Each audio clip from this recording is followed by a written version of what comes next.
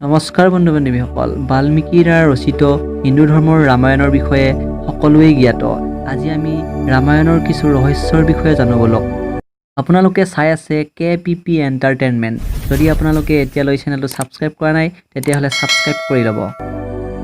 আজি আমি ৰামায়ণৰ যিটো কাহিনী আলোচনা কৰিব যাই আছোঁ সেয়া হ'ল শ্ৰী ৰাম, লক্ষ্মণ আৰু সীতা দেৱী বনবাসৰ পৰা উভতি অহাৰ পিছৰ ঘটনা।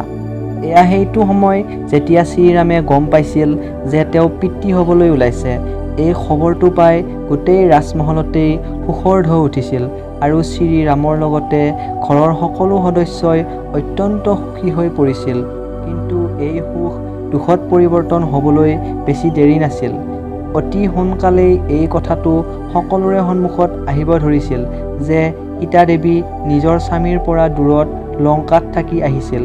কিন্তু সকলো জানিও শ্ৰীৰামে নিজৰ জীৱনত সীতা দেৱীক স্থান দিছিল। এইটো এনেকুৱা সময় আছিল যদি পত্নী স্বামীৰ পৰা এক ৰাতিও দূৰত আছিল তেতিয়া পুনৰ স্বামীৰ ঘৰত পত্নীক স্থান দিয়া হোৱা নাছিল। কিন্তু দীৰ্ঘদিন ধৰি সীতা ৰাৱণৰ লংকাত থকাৰ পিছতো সীতা অযোধ্যাৰ মহলত সুখী আছিল।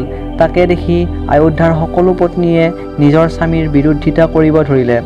এই কথাটো শ্ৰীৰামৰ কাষত আহি পৰিল। পৰিস্থিতিৰ বুজ লৈ সীতা দেৱীয়ে নিজে অযোধ্যা এৰি যোৱাৰ সিদ্ধান্ত লৈছিল।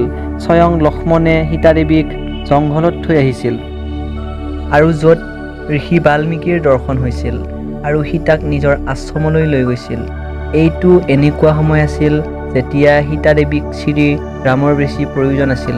কিন্তু প্ৰজাৰ সুখৰ বাবে সীতাই বাল্মীকিৰ আশ্ৰমত সন্ন্যাসী হ'বলৈ সিদ্ধান্ত লৈছিল। আশ্ৰম পোৱাৰ পিছত বাল্মীকিয়ে সীতাক অযোধ্যাৰ সকলো কথা পাহৰি এটা সামান্য জীৱন অতিবাহিত কৰিবলৈ নিৰ্দেশ দিলে।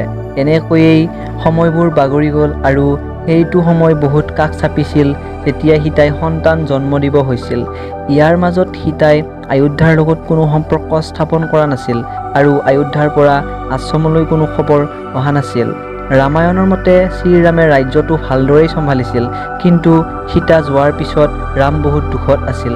এনেকৈ কিছুদিন অতিবাহিত হোৱাৰ পাছত সীতাই এটা সন্তান জন্ম দিলে। সীতাৰ দ্বাৰা জন্ম দিয়া ঘটনাক লৈ বহুতো কাহিনী প্ৰচলিত। লোককথা অনুসৰি সীতাই একেলগে দুটা সন্তান জন্ম দিছিল, কিন্তু বাল্মীকিৰ ৰামায়ণত এই কথাৰ উল্লেখ নাই। এটা অন্য কথাৰ পৰিৱৰ্তে কুশৰ জন্মৰ পাছতে কোৱা হয় যে সীতাই যিটো সন্তান জন্ম দিছিল সেইটোৰ নাম লৱ ৰখা হৈছিল। লৱৰ জন্মৰ পিছত অধিক সময় লৱৰ পালন পোষণত গৈছিল।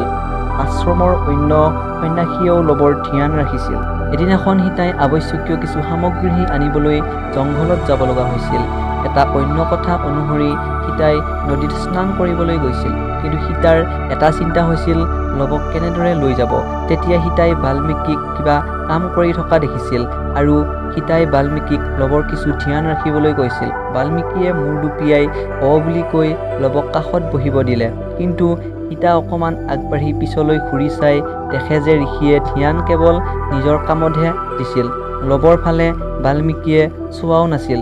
তেতিয়া সীতাই লৱক নিজৰ লগত নিয়াটো ভাল বুলি ভাবি লৱক মাতিলে আৰু বাল্মীকিয়ে এই দৃশ্য নেদেখিলে। কিছু সময় পিছত যেতিয়া বাল্মীকিয়ে ইফাল সিফাল চোৱাত লৱক নেদেখিলে আৰু ঋষিৰ এইটো ভাৱ হ'ল যে লৱ ক'ৰবাত গুচি গ'ল, নহ'লে জংঘলৰ জন্তুৰ চিকাৰ হ'ল। এতিয়া তেওঁ সীতা উভতাৰ পাছত কি ক'ব আৰু সীতাই খং কৰিব ধৰিব। এই ভয়ৰ বাবে ঋষিয়ে কাষত থকা কিছু ঘাঁহ ল'লে আৰু কিছু মন্ত্ৰ পঢ়াৰ পিছত এটা নতুন লৱ বনাই দিয়ে।